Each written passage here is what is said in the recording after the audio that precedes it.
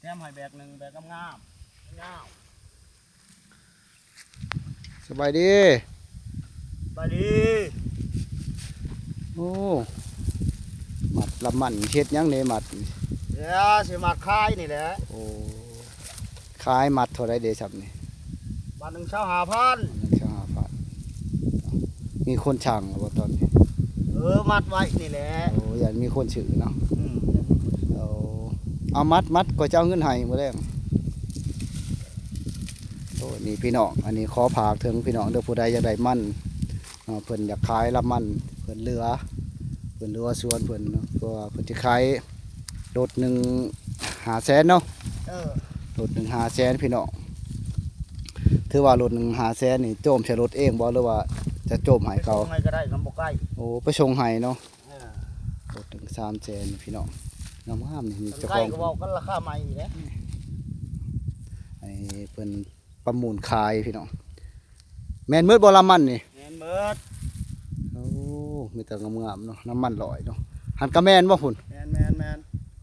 พี่น้องนี่มาเบิ่งน้ำกัน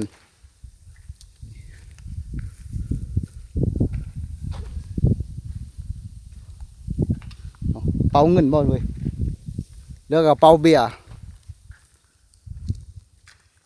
นี่พี่น้องลำมันพี่น้องอันนี้เพิ่นประมูลขายตัวนี้โอ้ยทำล้านหนึ่งเขายังซื้อแล้วทำนี่เด้อพี่น้องเด้อผู้ใดสนใจอันนี้จะคล้องเพิ่นให้มารีวิวแล้วก็ประมูลขายลำมันแล้วก็เพิ่นจ้างเขามารีวิวนี่เพิ่นให้รถหนึ่งพี่น้อง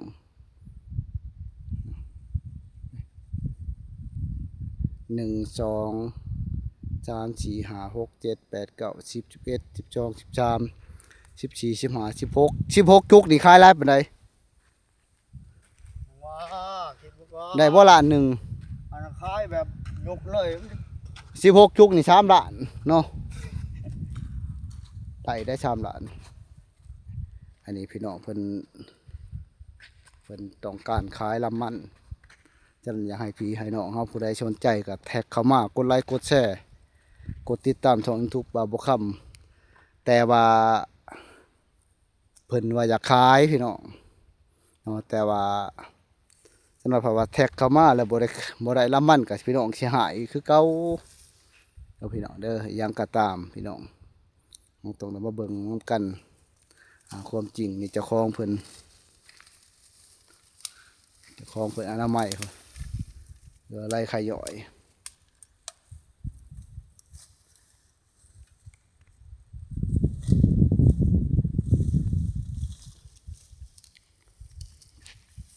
จักจุกและมัดหันแบกเลยหรือบ่ให้คอยแบกตัวนั้นบ่ได้ตัวฉันเนี่ยนี่ก็เอาบ่เอาเมิดไปแช่น้ำยาไปแช่น้ำยามันก็งามใช้ทั้งควงว่ามันจะในลายเว้ยมันปัดบริษัทสำคัญเมื่อที่มีตัวใหญ่โอ้ทางยากเนาะพี่น้องคอลำมันน้ำรูลำลานเพิ่นให้นิโมดให้แล้วก็ให้FCให้เพิ่นให้รถหนึ่งตัวนั้นชวน ตะไว้บ่ฮะโอ้เพิ่นก็มีลำมันอยู่บ่ได้อันนี้เอาไว้เพิ่น3จุกของไผฉันของเพิ่นน่ะแม่นบ่ลำมัน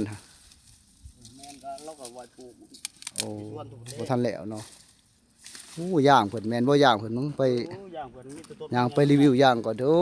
ยไปนี่ก็จะเห็นชวนย่างแต่แม่มันใหญ่มันงามพี่น้องไปใช้ได้จากคลองเพิ่นนี่พี่น้องนะมาเบิ่งย่างพาราอันนั้นให้พี่น้องเฮา FC การดูแลรักษาบำรุงได้ต้นบักใหญ่2 ปีพี่น้อง2 ปีในต้นใหญ่สำแคนล่ะ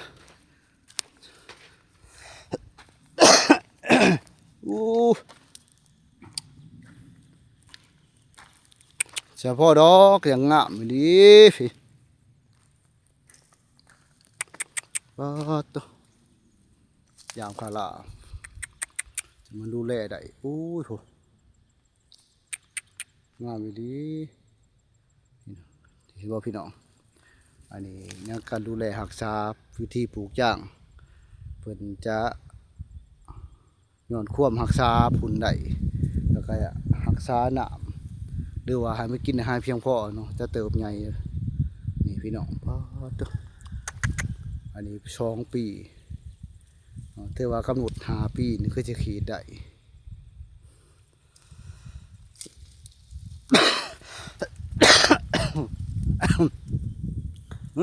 ถือพุยแล้วเว้ยถือพุยย่างแล้วก็เป็นไอ้เลยอู้มันงามแล้วมันงาม